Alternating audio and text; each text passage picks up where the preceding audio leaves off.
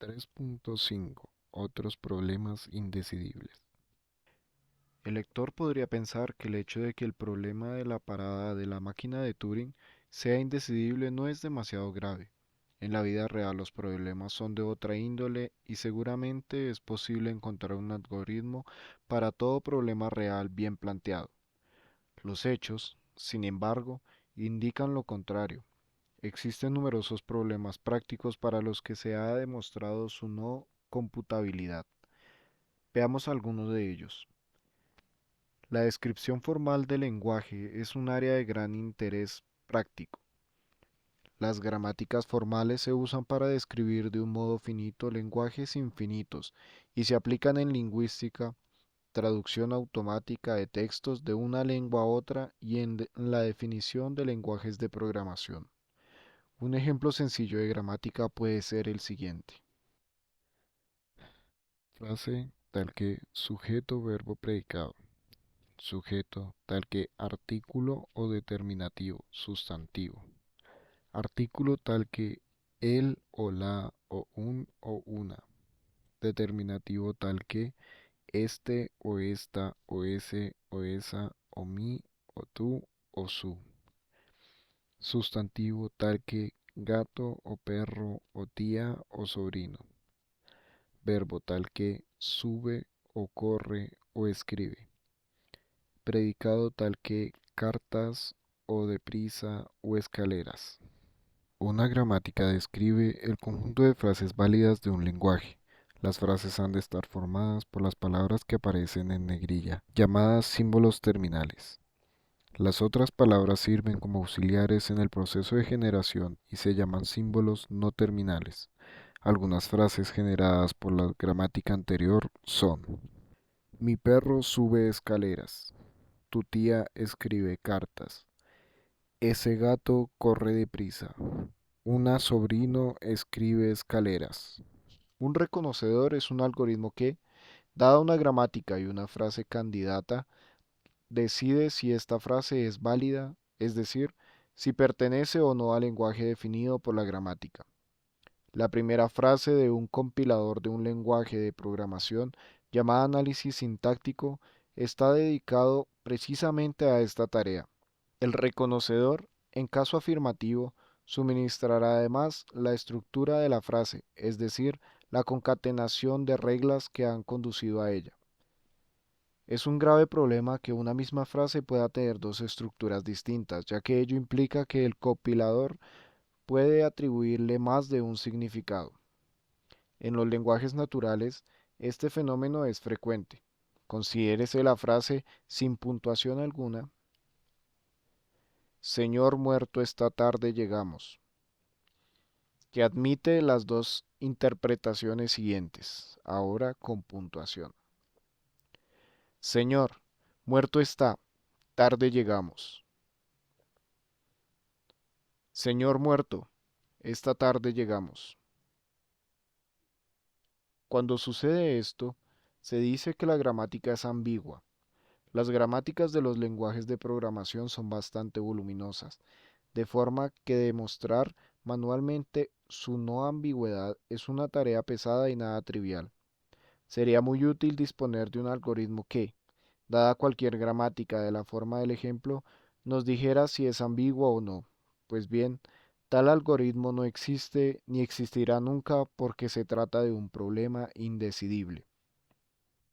Otro problema indecidible relacionado con gramática es saber si dos gramáticas diferentes generan o no el mismo lenguaje. Solamente para gramáticas muy sencillas, las llamadas gramáticas regulares, es decidible este problema. En cambio, el reconocimiento de frases es un problema decidible para el tipo de gramáticas que ilustra el ejemplo, conocidas como gramáticas incontextuales, e incluso para gramáticas más generales que permiten reglas de la forma a sub 1 hasta a sub n tal que b sub 1 hasta b sub m, donde la a sub i y las b sub j representan símbolos terminales o no terminales cualesquiera.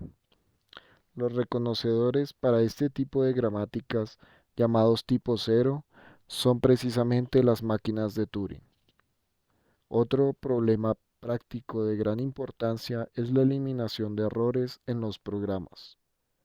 Todos hemos pasado por la amarga experiencia de haber perdido minutos u horas de trabajo por culpa de que el procesador de texto se ha quedado colgado, o por la más amarga aún de haber perdido valiosos ficheros por culpa de un fallo del sistema operativo del ordenador. Estos supuestos fallos son de naturaleza muy distinta a los fallos que pueda sufrir un electrodoméstico o un automóvil. En estos dos últimos casos, se trata de desgaste o roturas sufridas por los materiales y circuitos del aparato, de forma que dejan de hacer la función para la que fueron diseñados. En cambio, los fallos del software son errores lógicos que están presentes en los programas y que solo se manifiestan cuando se dan ciertas circunstancias precisas. Dichos errores siempre estuvieron ahí, en el texto del programa, y fueron producto de un diseño incorrecto por parte del programador correspondiente. Si no habían aparecido hasta este momento era porque la precisa combinación de datos de entrada que los pone de manifiesto no se había dado hasta entonces. Sería muy útil contar con verificadores de la corrección de los programas, es decir, con otros programas tales que, dado el texto de un programa cualquiera y una descripción precisa de su comportamiento esperado, demostrarán sin lugar a duda que el texto es correcto con respecto a dicha descripción. La verificación presupone, como vemos, que disponemos de una descripción precisa del comportamiento del programa a verificar. Tal descripción recibe el nombre de especificación y, afortunadamente, disponemos de lenguajes formales aptos para la tarea que producen descripciones sustancialmente más breves que el código a verificar. Los lenguajes de especificación suelen ser variantes de la lógica de primer orden de la que hemos hablado en la sección 3.1. La tarea de verificación consiste fundamentalmente en demostrar la veracidad de ciertas fórmulas en dicha lógica. Como ya sabemos, este problema es indecidible y por tanto también lo es la verificación de programas. Si no es posible una verificación completa, al menos sería deseable comprobar ciertos aspectos parciales del comportamiento de los programas. Por ejemplo, que siempre que se les suministra una entrada válida, no se quedan colgados. Esta frase coloquial es equivalente a decir que no contienen bucles infinitos o que terminan en todos los casos con algún tipo de respuesta. No sorprenderá que afirmemos que encontrar un algoritmo para demostrar la terminación de un programa cualquiera sería equivalente a demostrar que el problema de la parada de las máquinas de Turing es decidible.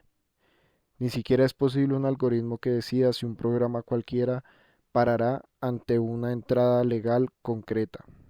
Por las mismas razones, tampoco es decidible demostrar la equivalencia de comportamiento de dos programas distintos, ni son posibles algoritmos para generar automáticamente programas correctos a partir de especificaciones cualesquiera.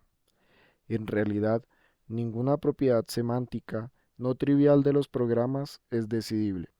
Por ejemplo, saber si el programa pasará alguna vez por una cierta instrucción o si producirá un agotamiento de la memoria disponible, o si accederá a un recurso no permitido, o si usará un cierto parámetro, o si los redondeos de los números decimales superarán un cierto umbral de error, o si desbordará el tamaño previsto por la máquina para representar un número entero. Como consecuencia, la tarea de diseñar programas y de razonar sobre su corrección han de ser realizadas necesariamente por humanos. Al igual que los matemáticos a partir del teorema de Gödel, los programadores también tenemos asegurada nuestra supervivencia futura. Se conocen muchos problemas indecidibles más. En general, es de esperar que todo problema medianamente interesante relacionado con la lógica, como son la demostración automática de teoremas o la demostración de propiedades satisfechas por los programas, sea indecidible. En otras áreas más alejadas, como la del embaldosamiento del plano mediante un conjunto finito de baldosas distintas que encajan unas en otras, o en las llamadas problemas de dominós, en los que se trata de ver si es posible unir dos puntos del plano mediante cadenas de piezas similares a las del juego del dominó, se han identificado un buen número de problemas indecidibles. Parece que aquí tampoco la inteligencia humana podrá ser sustituida por ordenadores. Esta breve panorámica muestra que, en realidad, no es mucho lo que cabe esperar de los algoritmos y por tanto de los ordenadores. Solo podemos delegar en ellos tareas realmente mecánicas. Cuando la tarea se complica un poco, se vuelve no computable. Su gran aportación es que pueden realizar las tareas mecánicas mucho más a prisa que un humano y, en consecuencia, multiplican por un factor muy grande la productividad de las personas. En el siguiente capítulo veremos que los límites de la computación son aún mayores que los que se deducen de lo dicho en este capítulo. Muchos problemas que admiten solución algorítmica tampoco pueden ser delegados a un computador porque ésta emplearía demasiado tiempo en resolverlos. Veremos que este demasiado es realmente demasiado en comparación con la duración de una vida humana, incluso demasiado en términos de la duración de nuestro Sol. Algunas tareas llevarían tanto tiempo que se imaginamos al más rápido de los ordenadores actuales calculando desde la gran explosión hace unos 14.000 millones de años. Según las últimas teorías, todavía estaría calculando en estos momentos y aún le quedaría la mayor parte del trabajo por hacer. Si el lector pone en duda esta afirmación, le invitamos a que siga leyendo.